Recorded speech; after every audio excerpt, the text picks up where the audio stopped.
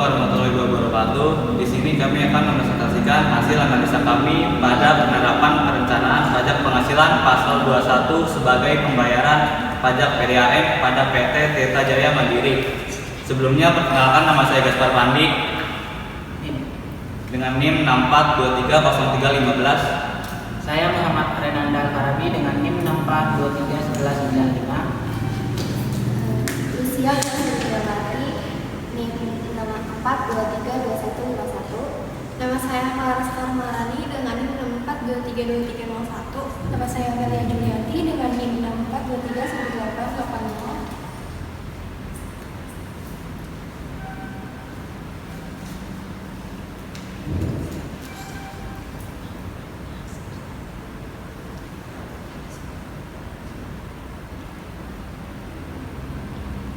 Yang pertama, di sini ada latar belakang pajak. Pajak adalah salah satu sumber penerimaan yang akan digunakan untuk membiayai penyelenggaraan negara, baik pengeluaran rutin maupun pengeluaran pembangunan. Sebaliknya, bagi perusahaan, pajak merupakan beban yang akan mengurangi laba bersih. Bagi perusahaan, pajak merupakan biaya dan juga pengeluaran yang bentuknya pengembalian tidak diterima secara langsung, baik berupa barang, jasa, dana, sehingga pajak adalah pengeluaran yang harus diperhitungkan dalam setiap keputusan yang diambil oleh perusahaan. Karena berapapun besar beban pajak, pada akhirnya akan menurunkan after tax profit. Di antara pendapatan pajak tersebut, pajak penghasilan pasal 21 merupakan salah satu pajak yang paling sering berhubungan langsung dengan masyarakat, khususnya para pegawai. PPh pasal 21 adalah pajak atas penghasilan berupa gaji, upah, honorarium, tunjangan, dan pembayaran lain dengan nama dan dalam bentuk apapun berhubungan dengan pekerjaan, jabatan, jasa, dan kegiatan dilakukan oleh orang pribadi.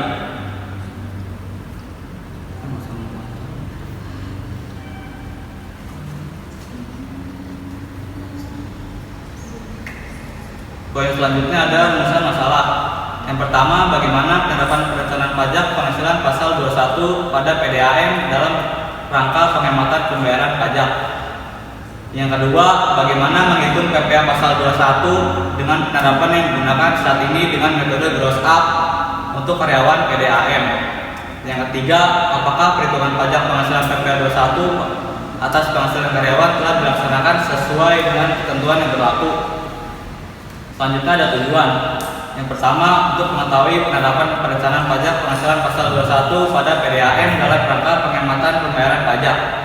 Yang kedua, digunakan untuk menghitung PPh pasal 21 dengan penerapan yang digunakan saat ini dengan metode gross up untuk karyawan PDAM Tirta Jaya Mandiri. Yang ketiga, untuk mengetahui bagaimana kebijakan penerapan strategi perencanaan pajak menurut Undang-Undang Nomor 36 Tahun 2008 dalam upaya penghematan pajak penghasilan. Poin selanjutnya ada manfaat. Yang pertama, penelitian ini diharapkan dapat memberikan gambaran dan sumbangan pemikiran kepada perusahaan, khususnya PDAM, dalam merencanakan dan mengendalikan besaran pajak yang akan dibayar dan dapat membantu pihak manajemen dalam mengambil keputusan maupun kebijakan yang tepat bagi perusahaan. Yang kedua, penelitian ini dapat memberikan informasi tambahan serta wawasan mengenai perencanaan pajak atas pajak penghasilan PPh 21 serta kebijakan yang dapat diambil dalam penerapan perencanaan pajak terhadap upaya meminimalkan beban pajak penghasilan pada perusahaan serta dapat digunakan sebagai bahan dasar referensi dalam penelitian berikutnya.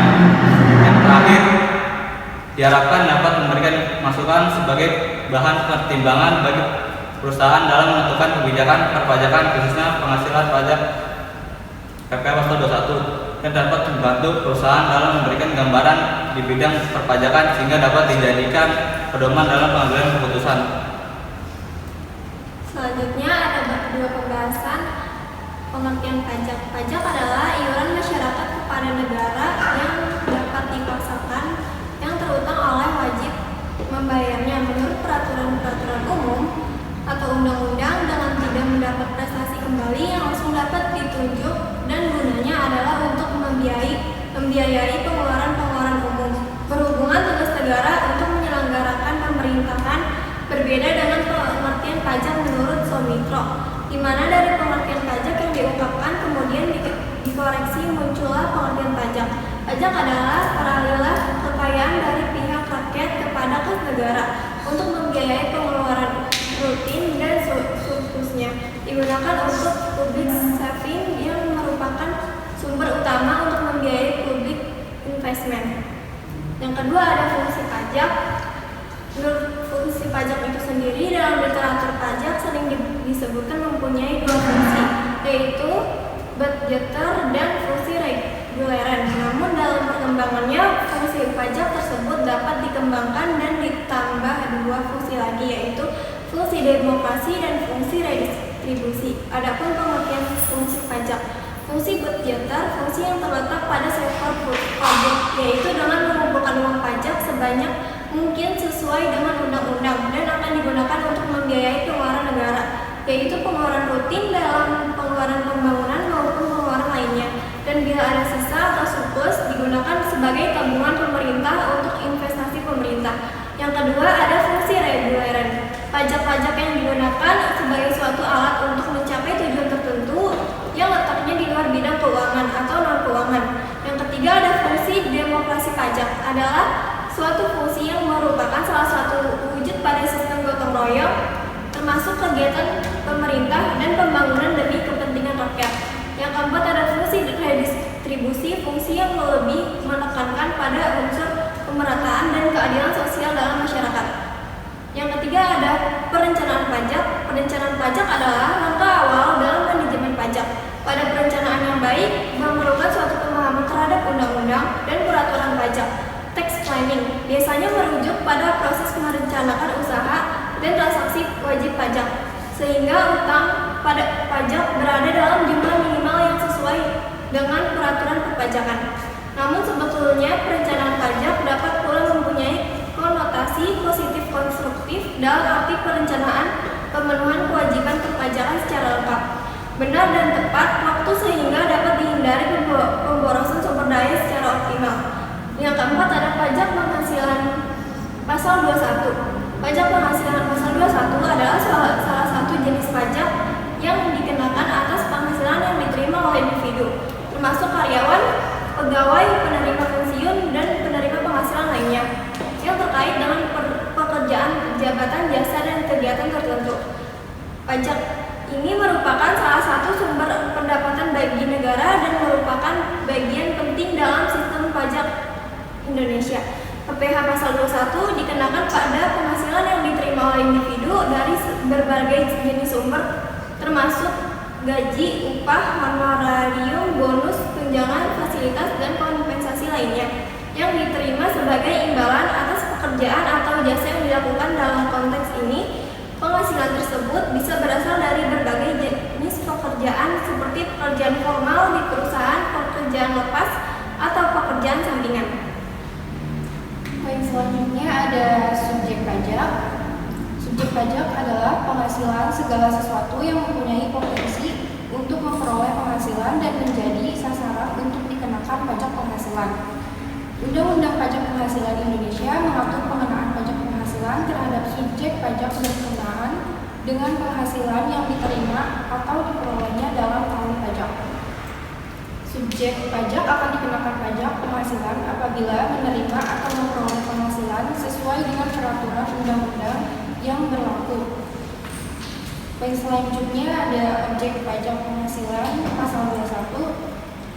Objek pajak penghasilan berdasarkan pasal 4 ayat 1 Undang-Undang Nomor 36 Tahun 2008 tentang pajak penghasilan. Yang dimaksud objek pajak penghasilan adalah setiap tambahan kemampuan ekonomis yang diterima atau diperoleh wajib pajak, baik berasal dari Indonesia maupun luar Indonesia, yang dapat dipakai untuk konsumsi atau untuk menambah kekayaan wajib pajak yang bersangkutan dengan nama dan dalam bentuk apapun. Poin selanjutnya ada penghasilan tidak kena pajak. Menurut Undang-Undang Nomor 36 Tahun 2008 Pasal 7 Ayat 1 tentang penghasilan tidak kena pajak yang berlaku sampai 2018, yaitu yang pertama Rp15.840.000 untuk diri wajib pajak orang pribadi, yang kedua Rp1.320.000 untuk tambahan wajib pajak yang kawin. Yang terakhir Rp15.840.000 tambahan untuk seorang istri yang penghasilannya digabung dengan penghasilan suami, dan Rp1.320.000 tambahan untuk setiap anggota keluarga, saudara, dan keluarga semenda dalam garis keturunan lurus serta anak angkat yang menjadi tanggungan sepenuhnya. Paling banyak 3 orang untuk setiap keluarga. Selanjutnya, tarif pajak penghasilan. Penghasilan kena pajak yang pertama sampai dengan Rp50 juta dengan tarif pajak sebesar 5%. Yang kedua di atas Rp50 juta sampai dengan Rp250 juta dengan tarif sebesar 15%. Yang ketiga Rp250 juta sampai dengan Rp500 juta dengan tarif sebesar 25%, dan yang terakhir di atas Rp500 juta dengan tarif 30%. Selanjutnya, perhitungan pajak penghasilan pasal 21.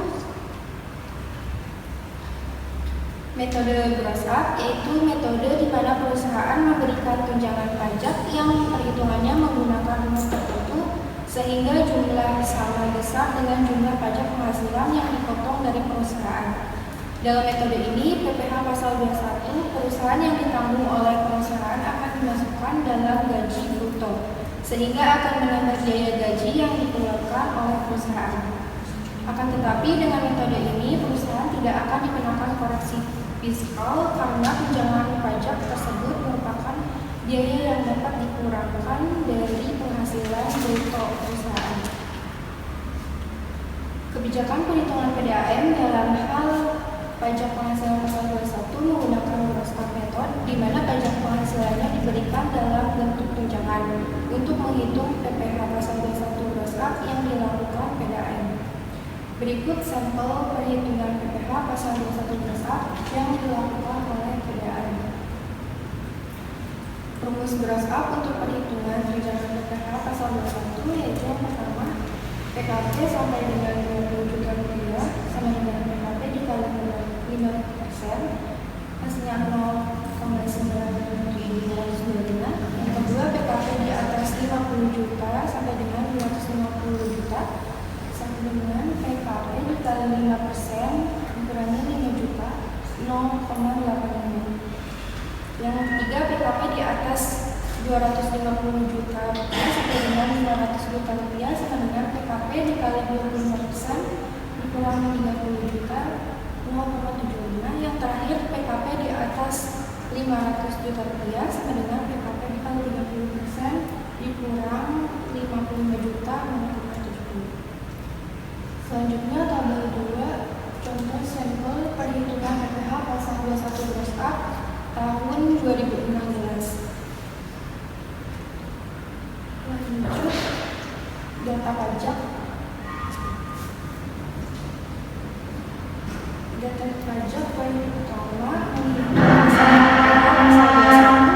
sebelum menghitung misalnya PPh pasal 21, maka terlebih dahulu harus mengetahui subjek, objek, dan prosedur yang dilakukan oleh PDAM Tirta Jaya Mandiri. Poin selanjutnya ada tabel 2, golongan karyawan tetap pada tahun 2015 sejumlah 119. Lanjut, poin objek PPh pasal 21. Ada beberapa hak yang diterima oleh karyawan tetap, 21 diantaranya. Yang pertama, hak mendapatkan tunjangan jabatan. Yang kedua, hak mendapatkan tunjangan pangan. Yang ketiga, hak mendapatkan tunjangan suami istri. Yang keempat, hak mendapatkan tunjangan anak. Yang kelima, hak mendapatkan tunjangan transportasi. Dan yang terakhir, hak mendapatkan tunjangan sintonis sehingga yang menjadi objek PPh pasal 21. Sehingga menjadi objek PPh pasal 21 PDAM Tirta Jaya Mandiri adalah sebagai berikut. Yang pertama ada gaji pokok. Gaji pokok adalah jumlah uang yang dibayarkan kepada seorang karyawan oleh pemberi kerja sebagai balas jasa untuk pekerja. pertanyaan yang 48 dilakukan. Gaji pokok tidak termasuk tunjangan atau kompensasi potensial lainnya dari pemberi kerja. Di sini ada jumlah karyawan itu 119 dan hasil gaji pokok itu 3.704.304.91 rupiah. Dalam pencatatan gaji, unsur-unsur gaji pada umumnya terdiri dari gaji pokok dan tunjangan-tunjangan. Ya, selanjutnya ada tunjangan jabatan. Tunjangan jabatan diberikan berdasarkan jabatan yang dipegang oleh setiap karyawan di perusahaan. Jumlah karyawan sekitar 119 orang dan tunjangan jabatan sebesar 691.800. Selanjutnya ada tunjangan pangan. Tunjangan pangan diberikan kepada masing-masing karyawan dan istri atau anak-anaknya sebesar 180.000 setiap orangnya. Tunjangan tersebut diberikan paling banyak untuk 2 orang anak.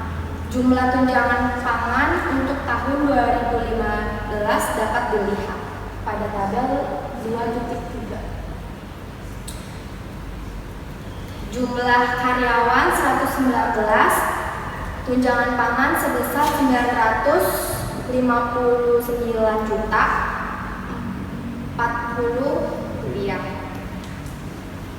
Tunjangan selanjutnya ada tunjangan suami atau istri. Tunjangan suami atau istri diberikan kepada karyawan yang berstatus kawin sebesar 10% dari gaji pokok. Karyawan yang berstatus tidak kawin tidak mendapat tunjangan suami atau istri. Jumlah tunjangan suami atau istri dapat dilihat pada tabel 2.4, yaitu jumlah 119 tunjangan suami istri sebesar 353.607.205 rupiah. Selanjutnya ada tunjangan anak. Tunjangan anak diberikan kepada karyawan yang mempunyai anak berumur kurang dari 21 tahun, belum mempunyai penghasilan sendiri dan belum atau tidak menikah sebesar 5% dari gaji pokok untuk setiap anak. Tunjangan tersebut diberikan pada banyak untuk 2 orang anak. Jumlah tunjangan dapat dilihat dalam tabel 2.5.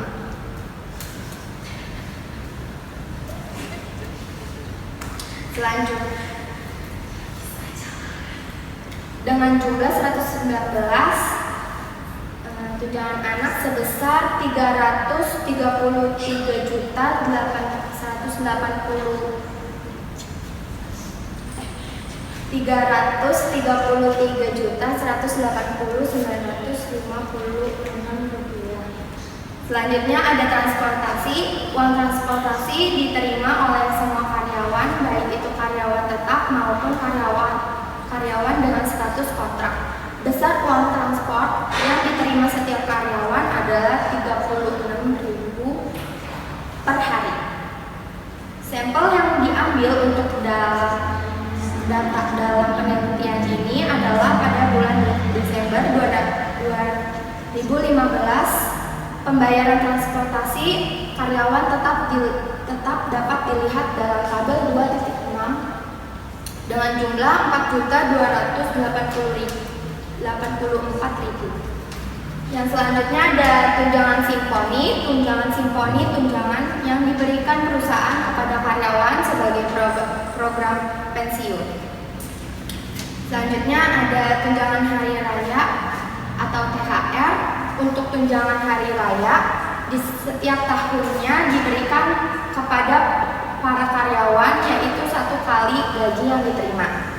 Selanjutnya ada prosedur penetapan PPh pasal 21. Dari objek-objek tersebut di atas, maka PDAM Tirta Jaya Mandiri selaku pemotongan pajak selanjutnya memotong dan menetapkan besar pajaknya penghasilan penghasilan PPh pasal 21 dari karyawan tetap. Langkah-langkah yang dilakukan oleh pemokok pajak sebagai berikut. Yang pertama, menetapkan besarnya penghasilan bruto untuk karyawan tetap.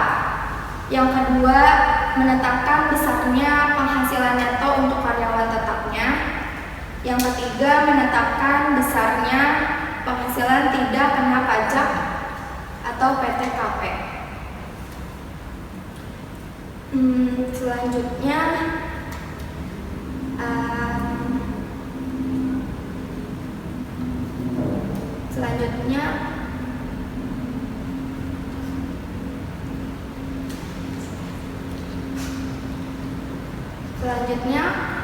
penghasilan tidak kena pajak karyawan tetap PDAM Tirtajaya Mandiri. Total keseluruhan dari penghasilan tidak kena pajak sebesar 5.217 juta. Maka dapat dijelaskan status dari masing-masing karyawan atas penghasilan tidak kena pajak, yaitu TK atau 0 berarti tidak kawin dan tidak memiliki tanggungan keluarga, atau karyawati berstatus menikah yang suaminya menerima atau memperoleh penghasilan dalam tahun takwin bersangkutan, yaitu sebesar 36 juta. Yang kedua ada TK 1 berarti tidak kawin dan memiliki tanggungan keluarga, memiliki tanggungan sebanyak 1 orang besarnya yaitu 39 juta. Yang ketiga ada K atau 0 berarti berstatus kawin dan tidak memiliki tanggungan keluarga dengan besar 39 juta dalam setahun. Yang keempat K1 berarti status kawin dan mempunyai tanggungan sebanyak 1 orang besarnya yaitu 42 juta dalam setahun. Yang kelima K2 berarti status kawin dan mempunyai tanggungan sebanyak 2 orang besarnya yaitu 45 juta dalam setahun. Yang keenam K3 berarti status kawin dan mempunyai tanggungan sebanyak 3 orang besarnya yaitu 48 juta dalam setahun. Selanjutnya ada perhitungan pajak. Yang pertama ada menetapkan besarnya PKP atau penghasilan kena pajak. Penghasilan kena pajak atau yang biasanya disingkat dengan PKP adalah penghasilan wajib pajak yang menjadi dasar untuk menghitung pajak nomor 7 tahun 1983 tentang pajak penghasilan sebagaimana telah diubah keempat atas Undang-Undang nomor 7 tahun 1983 tentang pajak penghasilan. PDAM Tirtajaya Mandiri selaku pemotong pajak menetapkan besaran penghasilan kena pajak dengan mengurangi penghasilan neto dalam setahun dengan penghasilan tidak kena pajak dari masing-masing karyawan.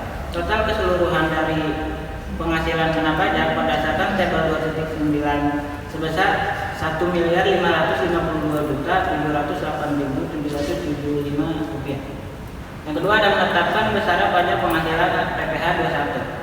PDAM Tirtajaya Mandiri selaku pemotong pajak menetapkan besaran pajak penghasilan pasal 21 dengan menghitung jumlah penghasilan bruto dikurangi penghasilan neto dan PTKP untuk mendapatkan hasil PKP. Di tabel 3 ada data hasil perhitungan pajak penghasilan pasal 21 karyawan tetap tahun 2015. Ini ada jumlah gaji pokok. Selanjutnya ada pengisian SPT. Prosedur penyetoran dan pelaporan PPh pasal 21. Yang pertama, prosedur penyetoran PPh pasal 21 adalah sebagai berikut. Yang pertama, menghitung jumlah PPh yang akan disetor. Yang kedua, penyetoran langsung diberikan ke bank yang telah ditunjuk oleh PDAM dengan menggunakan surat setoran pajak.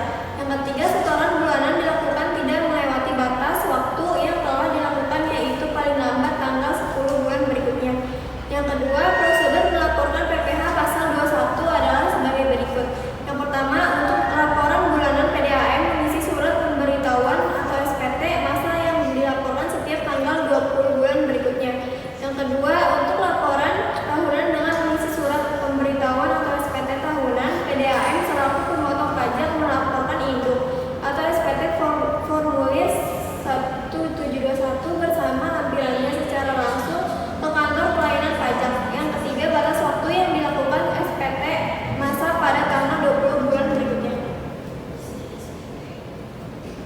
Selanjutnya poin interpretasi hasil. Berdasarkan hasil menginterpretasikan bahwa PDAM selaku pemotong pajak melakukan perhitungan pajak penghasilan pasal 21 atas penghasilan karyawan, khususnya karyawan tetap, telah usai dengan peraturan undang-undang perpajakan. Yang kedua, PDAM selaku pemotong pajak telah melakukan hak dan kewajiban secara benar, yaitu melakukan hak dan kewajiban terhadap karyawan dan kantor pajak. Semua hak dan kewajiban yang dilakukan oleh PDAM tersebut telah usai dengan undang-undang perpajakan. Yang terakhir, administrasi surat pemberitahuan tahunan atau SPT pajak penghasilan pasal 21 dapat dilakukan dan dilaporkan dengan benar. PDAM melakukan laporan dan penyetoran SPT tahunan PPh pasal 21 dengan menggunakan SPT dan SSP tahunan telah sesuai dengan peraturan dan ketentuan yang berlaku dengan baik dan benar menurut Undang-Undang Perpajakan, yaitu pelaporan SPT masa dilakukan setiap tanggal 20 bulan berikutnya. Selanjutnya ada kesimpulan. Yang pertama, penerapan perencanaan pajak pada PDAM. Dilihat dalam aspek formal dan aspek materialnya berperan sebagai salah satu langkah perusahaan dalam menekankan besarnya bebannya pajak penghasilan. Yang kedua, kebijakan penerapan perencanaan pajak penghasilan PDAM. Kebijakan perusahaan dalam melakukan perencanaan pajak dengan perhitungan pajak penghasilan pasal 21 sudah tepat menggunakan metode gross up, dan untuk pemilihan metode penyusutan aset tetap akan lebih optimal apabila menggunakan metode penyusutan saldo menurun. Yang terakhir ada saran dalam melakukan hak dan kewajibannya untuk bagian kepegawaian sebagai bukti pemotongan dan pembayaran pajak dapat diberitahukan kepada karyawannya. Walaupun pada setiap akhir tahun para pegawai atau karyawan diberikan SPT masing-masing, PDAM Tirta Jaya Mandiri dapat mempertahankan keberhasilan yang telah dicapai dalam melaksanakan kewajiban perpajakannya, sehingga dengan tertibnya membayar pajak menjadikan tolak ukur kemajuan dan kepatuhan dalam ketentuan dan peraturan pemerintah, agar perusahaan memperhatikan kebutuhan informasi bagi staf pajak perusahaan dengan cara mengikutsertakan mereka dalam setiap seminar maupun pelatihan perpajakan, agar setiap perusahaan yang terjadi dalam sistem perpajakan di Indonesia dapat diikuti dengan baik. Berdasarkan hasil analisis dan pembahasan yang telah diuraikan pada bab-bab sebelumnya, maka peneliti memberikan saran yang diharapkan dapat menjadi alternatif bagi PDAM. Yang pertama, bagi perusahaan, diharapkan perusahaan tidak melakukan penghindaran pajak secara ilegal, karena dengan penerapan perencanaan pajak, perusahaan dapat melaksanakan kewajiban perpajakannya, namun dengan jumlah pajak yang dapat diminimalisir dan tidak mengganggu kondisi keuangan perusahaan. Yang kedua, bagi peneliti disarankan mendapatkan penelitian yang lebih baik di masa yang akan datang. Maka pada penelitian selanjutnya yang menggunakan judul sama atau hampir sama dengan yang dilakukan penulis, diharapkan dapat mengkaji lebih banyak mengenai peraturan perundang-undangan yang berlaku perihal perhitungan PPh pasal 21 asal penghasilan karyawan tetap. Semakin banyak perubahan peraturan maupun tambahan peraturan dalam bidang perpajakan, semakin membuat bingung para wajib pajak. Oleh sebab itu, selalu update akan informasi perpajakan dan peningkatan kemampuan disertai pola pikir kritis sangat membantu dalam melakukan pendalaman lebih jauh mengenai perhitungan PPh pasal